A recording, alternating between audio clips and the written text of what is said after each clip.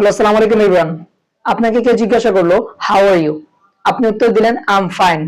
আর কত এই সিস্টেমে আপনার কথাকে সুন্দর এবং আকর্ষণীয় করে তুলতে আপনারা এই হাউ আর ইউ এর উত্তর ভিন্ন ভিন্ন স্টাইলে দিতে পারেন। আই এম ফাইন এর পরিবর্তে আপনারা প্রায় 15টা স্টাইলে এর উত্তর দিতে পারেন।